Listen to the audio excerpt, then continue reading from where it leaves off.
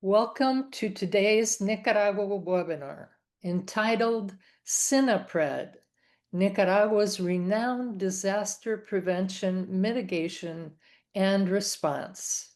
My name is Nan McCurdy, and I'm one of your co-moderators today, along with Becca Reck.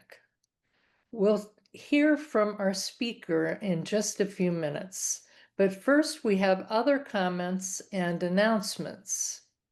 We want to thank Yoav Elenevsky for providing technical support. We also thank Dr. Arnie Matlin for monitoring the chat. The primary sponsor of today's webinar is the Nicaragua Solidarity Coalition. We also thank our many other organizational co-sponsors who will be listed in the chat. Feel free to use the chat function to offer comments throughout this event. We ask you to use it in respectful ways that don't distract from the program. Demeaning comments will not be tolerated.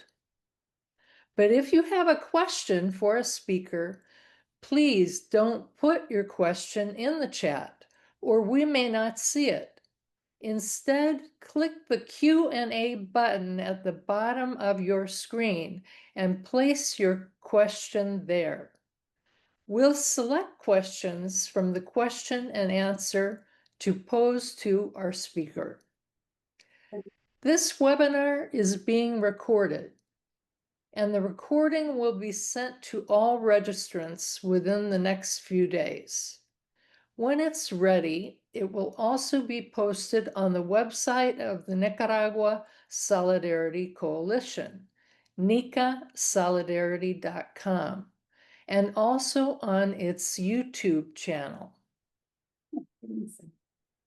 If you'd like to become more active in supporting Nicaragua's sovereignty and opposing foreign intervention there, please join the International Nicaragua Solidarity Coalition.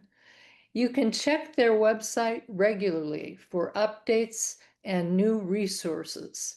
That is at nicasolidarity.com. Also subscribe to the newsletter, monthly meetings, action alerts, and other notices from the Nicaragua Solidarity Coalition. See the link in the chat. The next general meeting is on Monday, November 10th. The coalition meets on the second Monday of each month at 2:30 p.m. Eastern Time. Email the coalition for the Zoom link. Find the email in the chat. We're also putting other links in the chat to subscribe to the NicaNet email list and also to Nica Notes, and download ebooks about Nicaragua. This information will all be in the chat. And now we turn to today's program. We'll hear from the featured speaker, followed by a question and answer period. Please do keep entering your questions in the question and answer throughout the webinar. It's my pleasure to introduce Coleen Littlejohn. Coleen is an international development economist who has lived and worked in Nicaragua for most of the last 45 years. She also has working experience in Colombia, Chile, and Liberia, West Africa. Welcome, Coleen. You have the floor. Thanks very much, Nan, and hello to everybody. I'm not a good speaker, but so I am going to read my presentation. So I hope you can stay with me. Nicaragua is one of the most vulnerable countries in Latin America. There are more than 2,800 critical points nationwide, referring to hurricanes, flooding, tsunamis, landslides, and volcanic eruptions. 30 volcanoes, calderas, and crater lakes extend for 290 kilometers in the Pacific region of the country as part of the Central America volcanic chain, contributing to these disasters. A well-known specialist in volcanoes, Alfred Rittman, once declared that Nicaragua is the region with the greatest volcanic activity in the world. During the 20th century, Nicaragua was affected by 90 earthquakes, almost one per year, and it's the only country in the region that saw its capital city, Managua, destroyed twice by earthquakes, in 1933 and again in 1972. When I arrived in Nicaragua in early January of 1980, evidence of the 1972 earthquake was still all over the place, despite millions of dollars of aid given to the Somoza regime. Managua city center was still full of ruins and places where victims had been vacated to, such as Ciudad Sandino or Nueva Guinea, places outside of Managua poor with no housing, no water, electricity. And that destruction was also evident in certain parts of Managua and other cities, which had been bombed by the Somoza region in its efforts to stay in power. The shift from a reactive to a preventative approach by Nicaragua's Army's civil defense was baptized by fire during Hurricane Juana in October of 1988. It struck the city of Bluefields at 217 kilometers per hour. That's 135 miles per hour. But only 3 people died in Nicaragua, while more than 300 people died in the rest of Central America, Colombia, and Venezuela, countries that were also affected by that hurricane. Bluefields residents were guided to safer areas of the city, but the 3 that did die had preferred to take refuge in a local church, and the roof fell on them. At that moment, I was in Puerto Cabezas, which is a northern city on the Caribbean coast in Nicaragua, north of Bluefields. I was accompanying a consultant of the European Union who had come to visit a project which supported the return of Nicaraguan refugees who had crossed over to Honduras during the war. It was thought at the moment that the hurricane would strike Puerto Cabezas instead of Bluefields. So the government had a helicopter sent to return her to Managua. And I was obviously on the helicopter too. And so I went home, and our organization, our neighborhood was organized so that I was my role in the neighborhood was to take care of the children whose parents were assisting in health and other public spaces in case Managua was severely affected. So that night I had about 12 to 15 kids sleeping all over the place, but I was up all night expecting the roof to fly off because of the strong winds. But it was the destruction wrought by Hurricane Mitch between October 28th and the 31st of 1998, which was the worst natural disaster in the history of Nicaragua and the entire Central America region. And that disaster highlighted the need for a specialized institution for disaster prevention, mitigation, and response. Hurricane Mitch was a Category 5 event on the international hurricane scale with speeds up to almost 300 kilometers per hour. It didn't actually reach Nicaragua, but it entered, but then left, but then it caused intense rain for 3 days, equal to the average rainfall for an entire year in the country. The hurricane remained stationary for several years around Central America, with the then neoliberal government taking no preventative measures to assist the population. And when it struck, the impact was devastating. 2 million people were affected, 42% of the country's population. 3.6% of all the homes in the country were destroyed or damaged.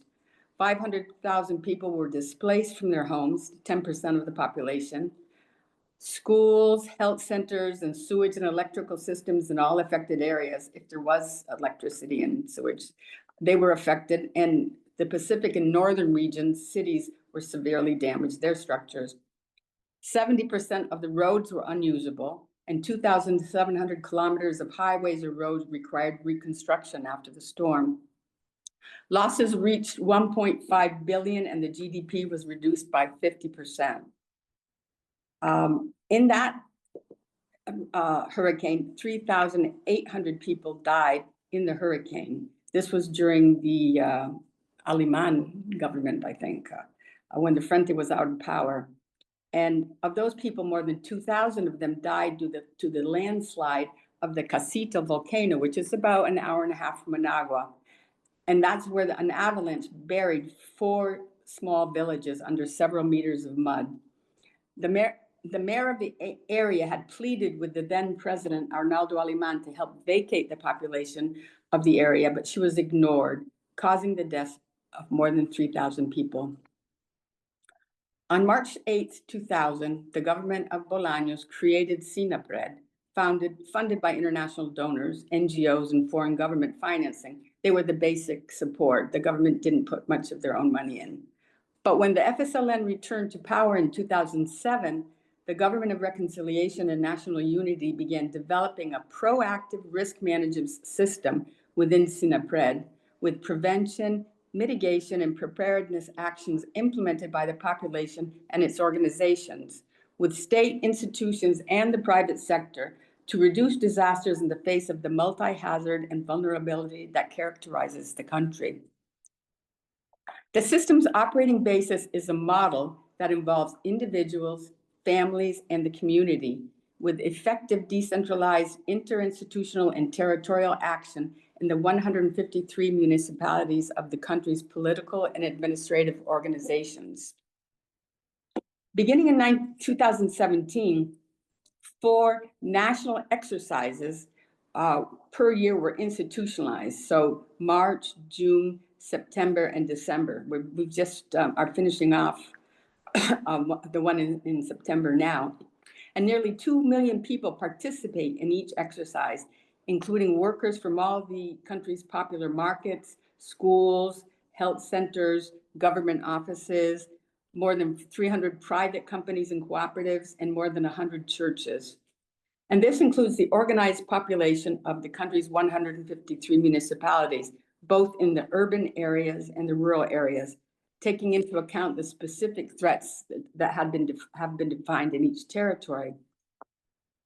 In this past September exercise, for example, nearly 9,600 scenarios were considered, the most important of which were those focused on susceptibility to flooding and landslides, considering that the country's rainfall intensifies starting in September, and it's been very, very heavy this year.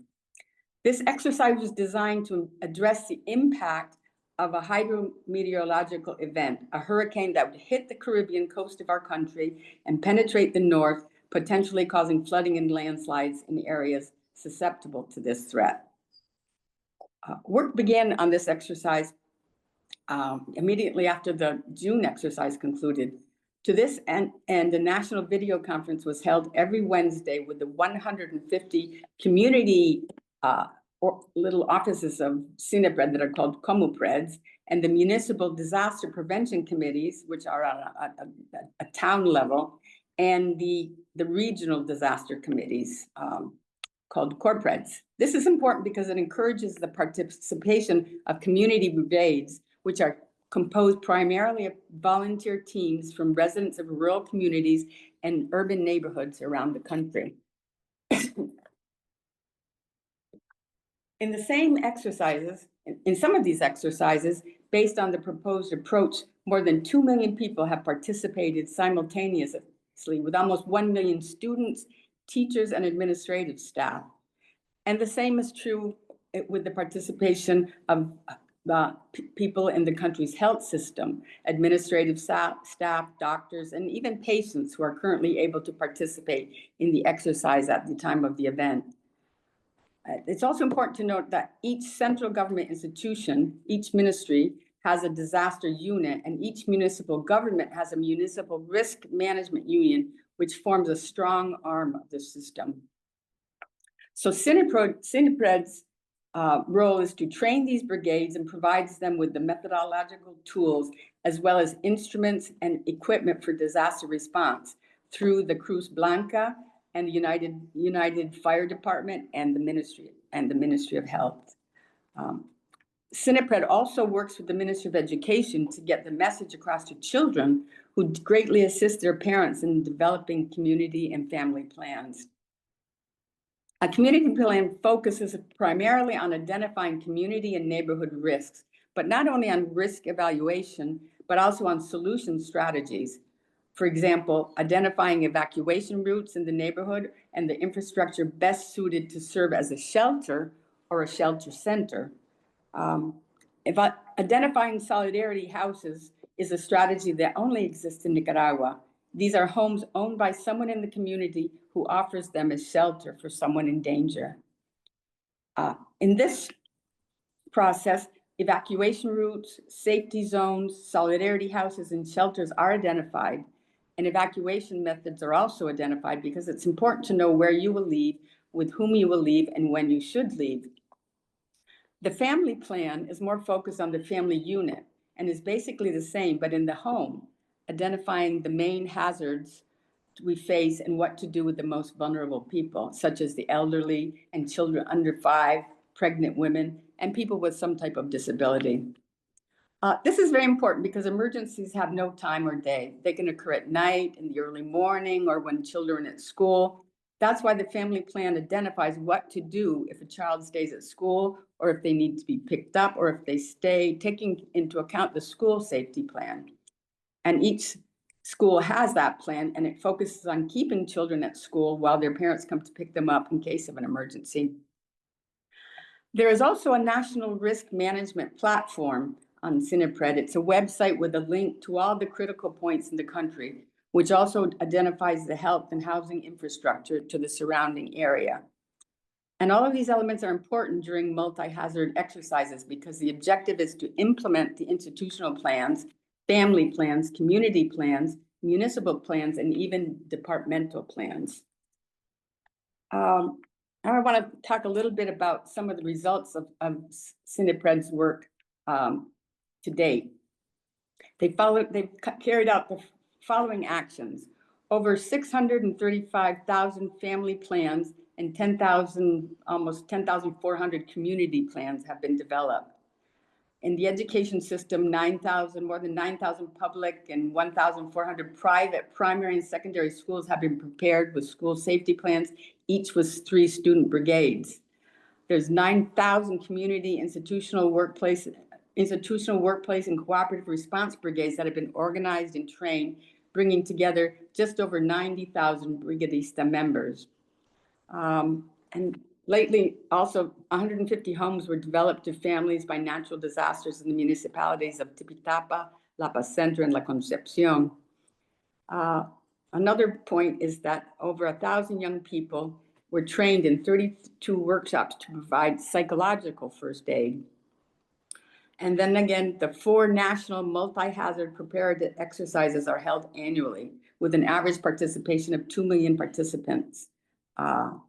And families, communities, and institutional plans have been implemented nationwide during the last 4 exercises, accompanied by specialized exercises.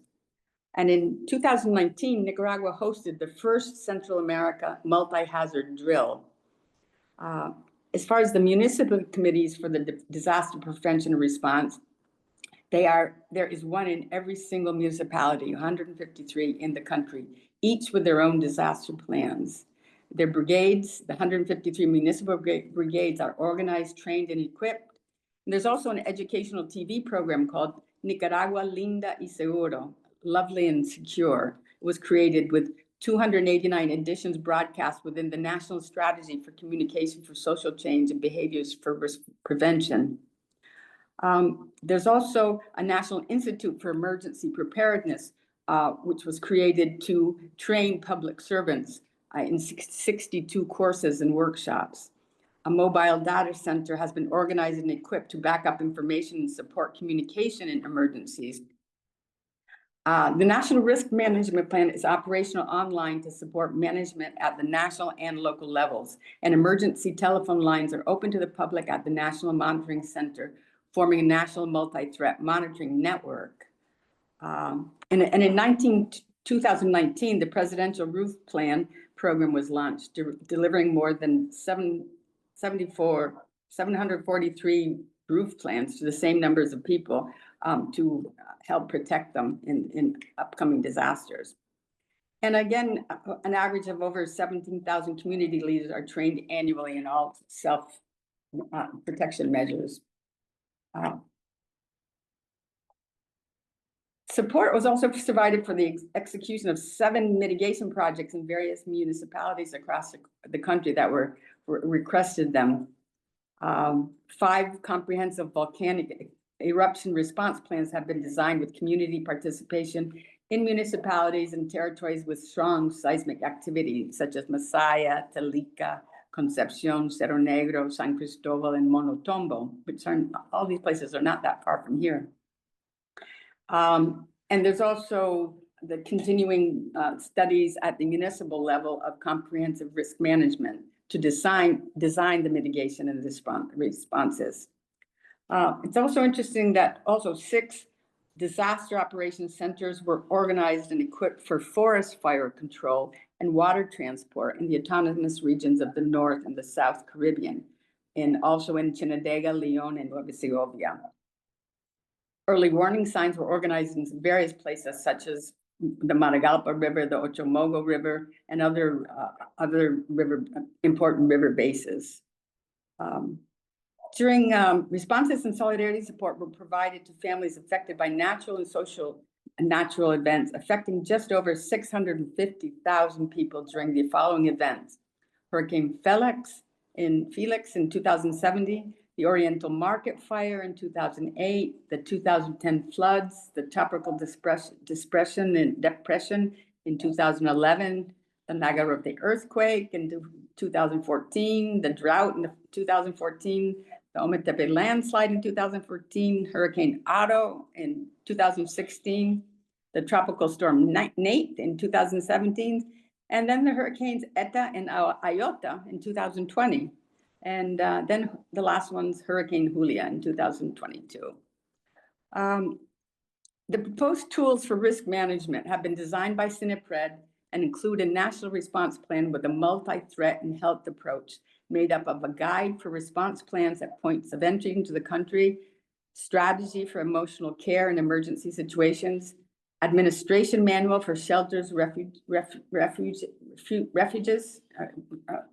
sites, and solidarity homes, national protocol for international humanitarian assistance, development of the protocol for air emergencies and incidents.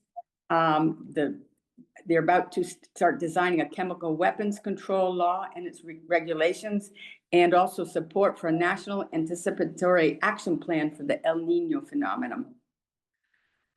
I think as a final point, it should be mentioned that much of the above would not be possible without the incredible infrastructure that the FSL government began to develop after returning to power in 2007. The country is united by modern paved roads and highways, communication via telephone everywhere, internet everywhere, which also makes responding and preventing disasters much easier. Emergency workers and supplies, et cetera, reach areas in hours now, not days and weeks. And rural areas now are closer than ever to a modern health system with more hospitals and clinics all over the country. So that's basically my presentation. And if there's any, I just want to say that it has been, as a person who's lived here for so many years, it has been incredible to see the shift in what I experienced in the early years of when I was here to what I mean. It's not people don't worry about it, but I don't really worry about it because you know that you're not alone, that there is a system organized to protect you at the neighborhood, at the municipality, regional and national level. So thanks for listening. Thank you, Coleen. That was terrific. Now we ask our audience to please pose some questions to Coleen. Go to the bottom of your screen where it says Q&A, and you can just punch there, and there will be a place for you to write. I'll have to figure out, I don't see that, so maybe you No, we'll let you know. We'll pose the questions to you. okay. Here's a Yeah. question for you, Coleen. First question. Can you talk a little bit about the hurricanes Eta and Iota in November of 2020 and compare the government's response to those Category 5 hurricanes with the response of the neoliberal governments to Hurricane Mitch? You know, Hurricane Mitch, there was hardly like any response. I was actually, when the day it was supposed to hit, I was actually on my way to Canada for a year. And when I arrived, it said that, you know, it wasn't coming into the countries because the hurricane actually didn't even come into the country, but all the rain and stuff. So by the time I arrived, I went directly to Ottawa where we were discussing, you know, because I worked for Save the Children Canada at that moment, so we were discussing aid for the country. But it was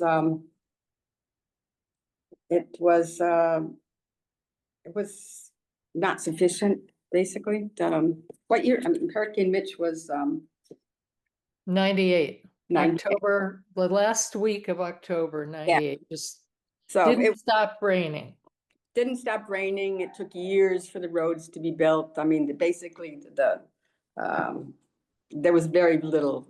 I mean, imagine, because that was when all those people died because they wouldn't even take them off the volcano areas where they lived, you know. So there was when I came back, because I did actually come back a few months later to see the situation, and it was pretty bad all over the place still.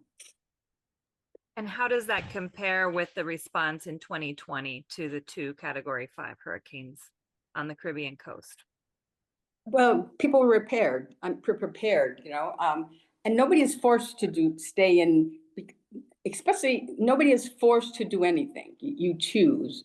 I think there was a couple of people who died, and that was because the hurricanes were back to back, and some people just wanted to go home, you know, onto their island or to wherever, and they were encouraged not to, but it's basically, it was their decision, and they died on the way there. So those were the deaths, because things were very organized. And then when you have the roads and stuff, you can get the shelters, you know, full of food. The people are there, the volunteers are there and stuff. So you just don't see that massive. You see the massive destruction, but you don't see the death. And because basically the most important thing is to protect the lives of the people. I think during that, if I remember correctly, one of the few deaths was a tree fell on a guy in a city in the north because it was raining so hard, and the tree fell on him. And there was like I think maybe there was like 3 deaths in the whole thing. But yeah, it's amazing the difference from. I think there was somewhere around maybe 100,000 people that were evacuated prior to the hurricanes both times. Yeah. So that was a huge effort to get people to a safe place.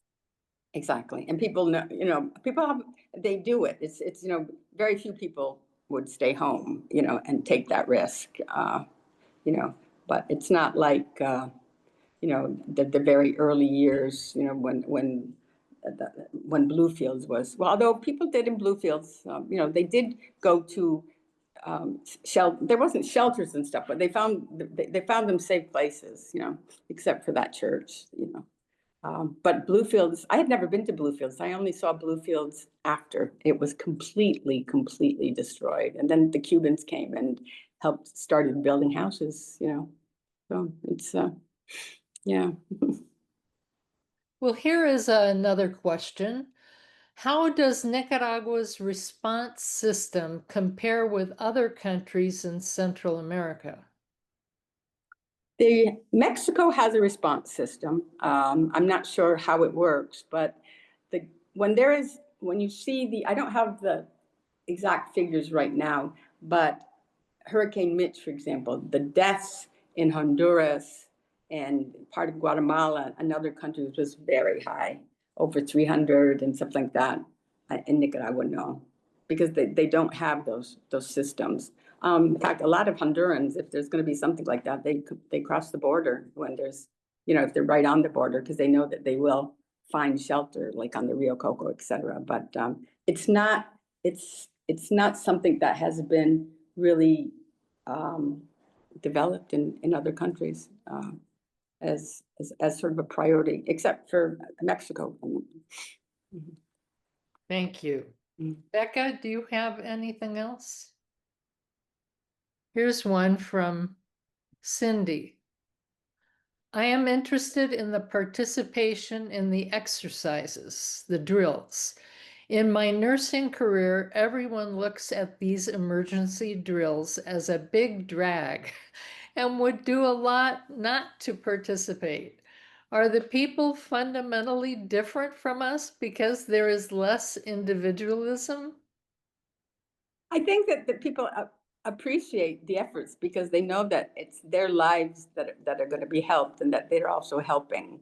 You know, I mean, this is a revolutionary government and people are, you know, people support each other in neighborhoods, et cetera. And even if you're not, you know, Sandinista, you do it because you know you're going to be benefited from it. I actually thought about giving a talk on this because of what happened in the United States. Like, why doesn't the United States have some type of a model that could have, you know, helped in the fires in California or in the flooding years ago in Louisiana or something, you know, like why this should be considered a model for almost every country, developed or underdeveloped. But I remember that a year I was in Atlanta with my son. He was little. I had to pick him up at school, and a hurricane was coming. And there was no there was no plan or anything. I mean, I got in the car and crossed my fingers, but I luckily got him out of school. But there was nothing. The kids were just waiting there, sitting, you know, in aisles and stuff like that. There was no organized response to take care of them. But it should be a priority, especially in areas that are well, everywhere, not even just, you know, but in Nicaragua and Central America, especially because of the volcanoes, the flooding, and with climate change, you know, the change in the weather and, you know, et cetera, et cetera. There's maybe part of the answer to that question has to do with that revolutionary aspect that you touched on, Coleen, because it does seem like with SINAPRED, they encourage the active participation of people in determining their own destiny and being an active part of this. Do you think that SINAPRED's focus on community and family participation is part of what makes this model strong?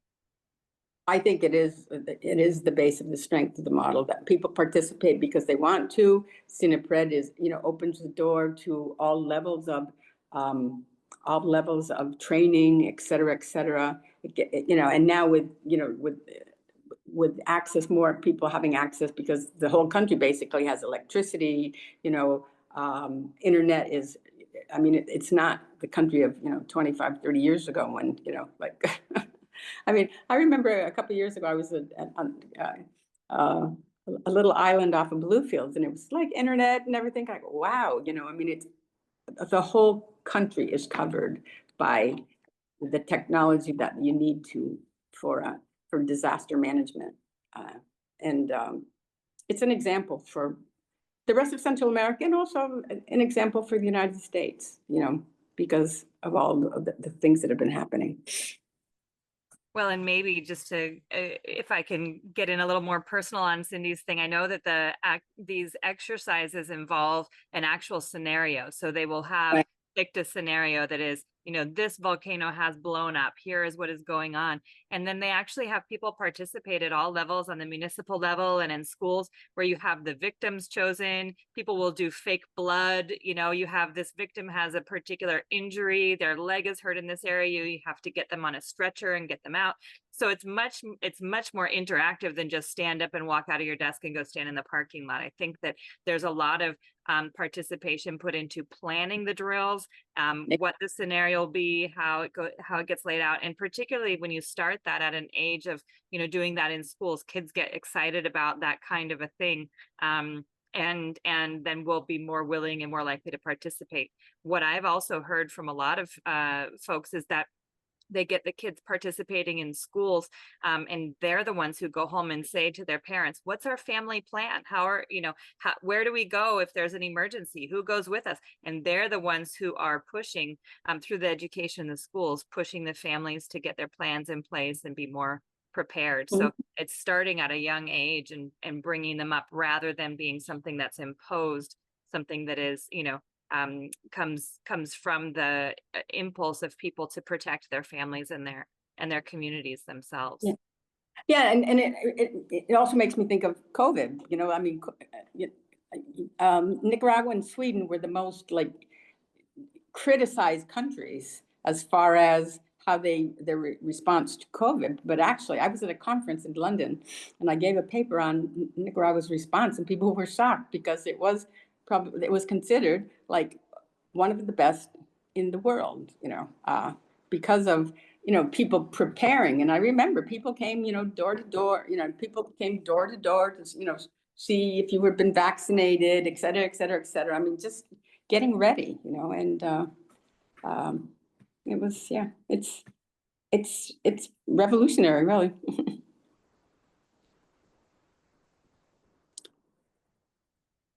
Any more questions from the audience before we end today's webinar?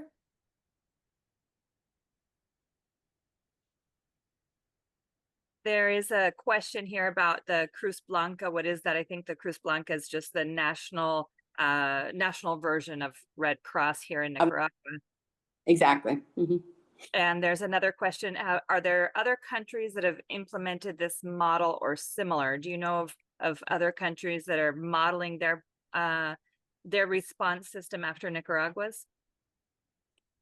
I'm not sure. I would imagine Cuba has theirs, but maybe have had it for a long time, because if Nicaragua is the volcano pain in Cuba and Haiti and all those countries are the hurricane, the really bad hurricanes. I mean, Nicaragua's hurricanes and volcanoes and stuff like that. But I would imagine that Cuba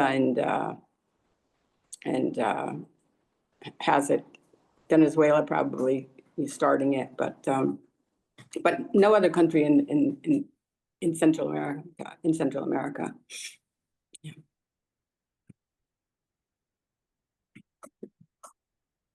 Well, Coleen, do you have some last words? Bueno, it's been a pleasure to talk about this. And I really did want to talk about it because I think people in the States, it needs to happen there, because with climate change and everything that's going on, it's more and more important that every country does something like this, because it is getting in the next probably 10-20 years, you just don't know what's going to really happen, but you have to prepare for what might happen as far as the range of the droughts or the fires in the woods, et cetera, et cetera. So it just seems to be a system that could be maybe a little bit harder in cities, but like in the small town where I was born, I would, if you had good leadership, you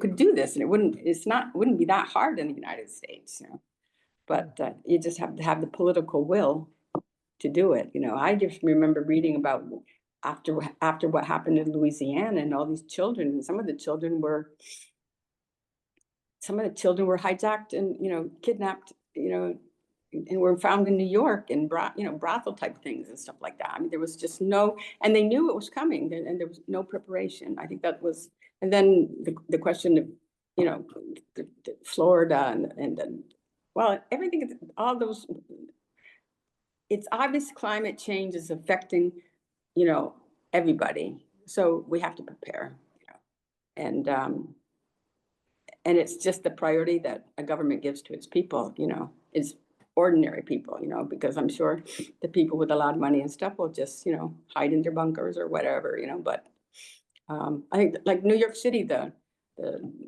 subways, the subway's flooding, or you can't live in an below ground apartment now because it's flooding and stuff. But nobody seems to be doing much about it, you know, but it might, you know, you can't wait until it gets too late. Coleen, one more question came in. You mentioned internet access available throughout the country. Does that mean it is free? That is, doesn't quite make sense. Why do communicate with the population? Maybe it's so the government can communicate with the population for evacuations. Here in the USA, not everyone can afford the internet. Well, I would think that the public institutions, the committees and stuff will be, you know, I don't know about the individual thing, you know, I don't, but internet is not free, but in cases like this, there must be plans because the communication hasn't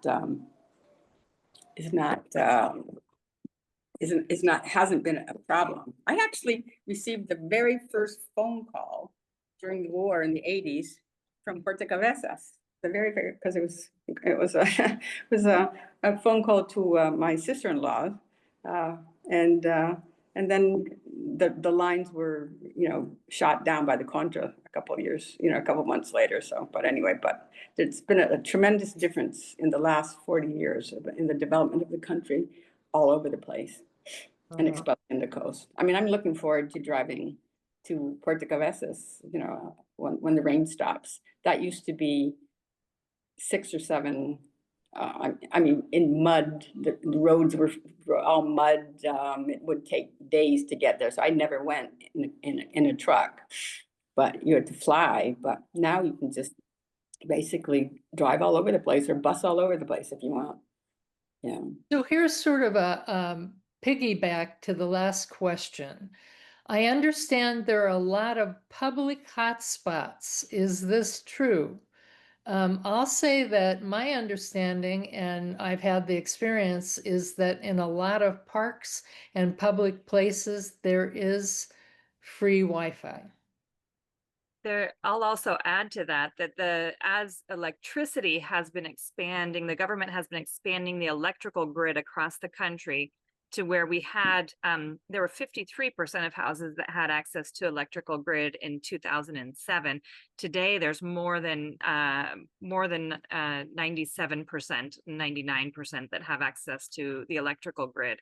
As they've been expanding those electrical grids, they've also been installing fiber optic cable, because the government has made the choice that if they install the fiber optic cable, the internet won't be free, but another company will come in and offer that service. So that's a way of getting the fiber optic connectivity around the country. So now there's fiber optic networks all over the country, which means that, in fact, anywhere in Nicaragua, most places in Nicaragua have much better connectivity than many places in the United States. And people can connect to the internet with very low cost pay-as-you-go data plans for telephones. So they don't have to pay a lot of money to access that internet. What they also, though, for the national system, I believe that they have connected, they put out information on the radio, they put out information on television, they put out information on internet. So that's all very, very well connected. And then of course there's, like Coleen has mentioned, this organizations from the, you know, the department level, the municipal level, the local level, and those people are all tasked with getting the information out to the point where I think that neighbors go find their neighbors and make sure that they got the information, so that everybody knows if you have to evacuate that it's time to go.